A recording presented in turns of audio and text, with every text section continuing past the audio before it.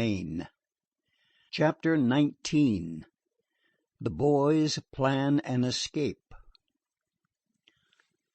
"Now she takes it!" French Pete cried.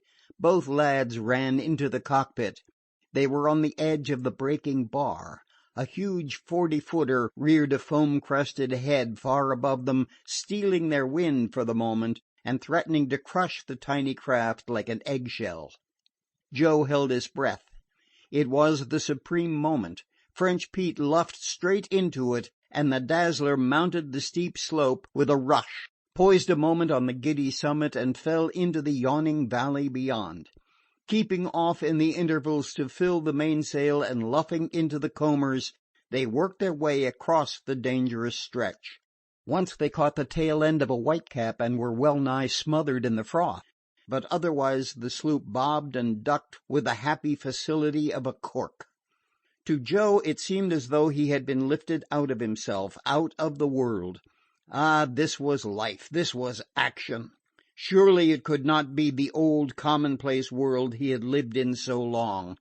The sailors, grouped on the streaming deck load of the steamer, waved their sou'westers, and on the bridge even the captain was expressing his admiration for the plucky craft.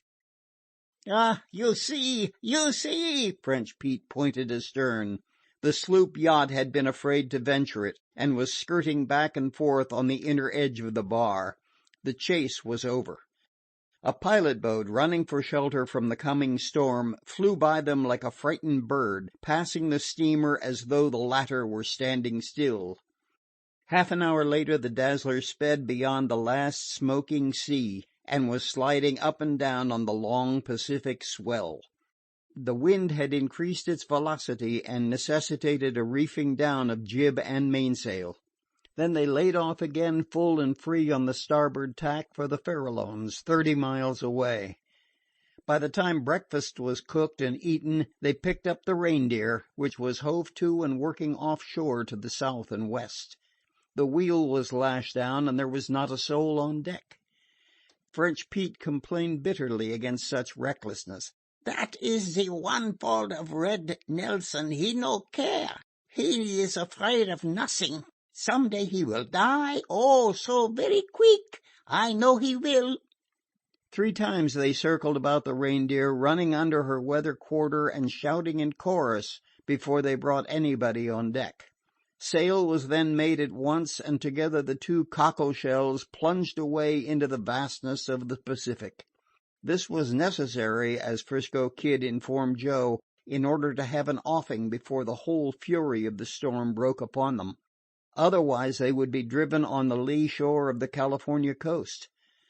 Grub and water, he said, could be obtained by running into the land when fine weather came. He congratulated Joe upon the fact that he was not seasick, which circumstance likewise brought praise from French Pete, and put him in better humor with his mutinous young sailor. "I tell you what we'll do," 'Frisco Kid whispered while cooking dinner. "Tonight we'll drag French Pete down." "Drag French Pete down?" "Yes, and tie him up good and snug as soon as it gets dark. Then put out the lights and make a run for land. Get to port anyway, anywhere, just so long as we shake loose from Red Nelson." "Yes," Joe deliberated. "That would be all right if I could do it alone. But as for asking you to help me, why, that would be treason to French Pete." "That's what I'm coming to. I'll help you if you promise me a few things. French Pete took me aboard when I ran away from the refuge, when I was starving and had no place to go, and I just can't repay him for that by sending him to jail. 'Twouldn't be square. Your father wouldn't have you break your word, would he?" No, of course not. Joe knew how sacredly his father held his word of honor. "Then you must promise, and your father must see it carried out, not to press any charge against French Pete." "All right. And now what about yourself? You can't very well expect to go away with him again on the Dazzler." "Oh, don't bother about me. There's nobody to miss me. I'm strong enough and know enough about it to ship to sea as ordinary seaman. I'll go away somewhere over on the other side of the world and begin all over again. Then we'll have to call it off, that's all." "Call what off?" "Tying French Pete up and running for it." "No, sir, that's decided upon." "Now listen here. I'll not have a thing to do with it. I'll go on to Mexico first if you don't make me one promise." "And what's the promise?" "Just this. You place yourself in my hands from the moment we get ashore and trust to me. You don't know anything about the land anyway, you said so.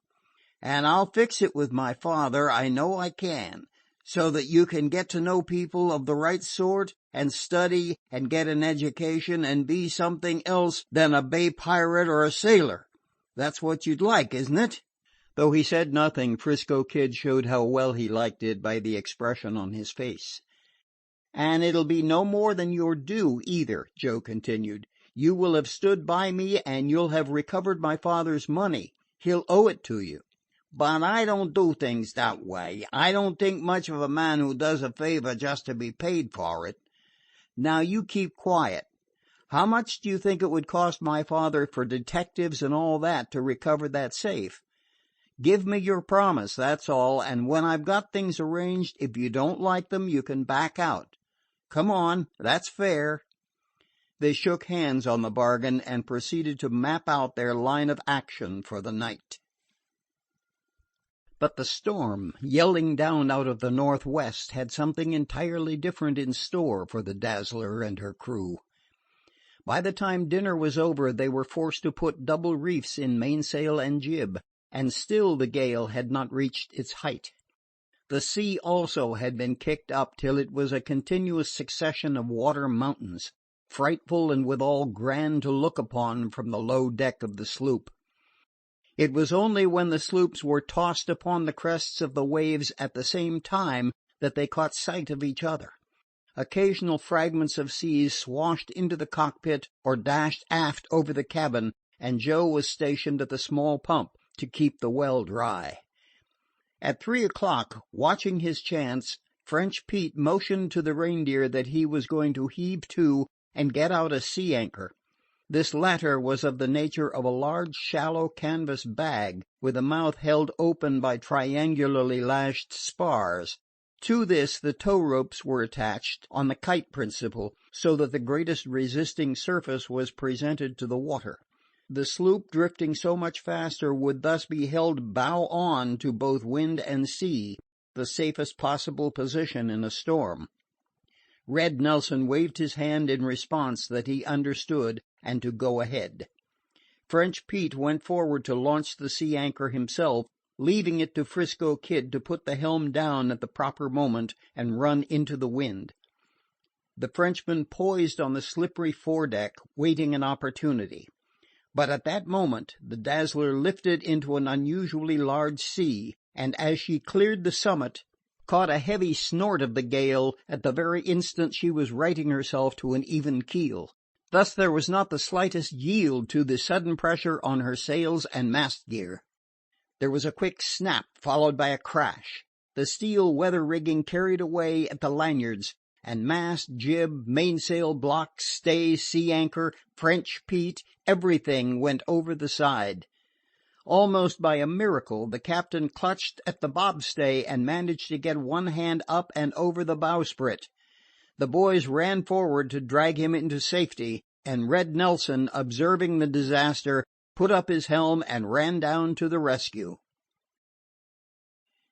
End of chapter 19.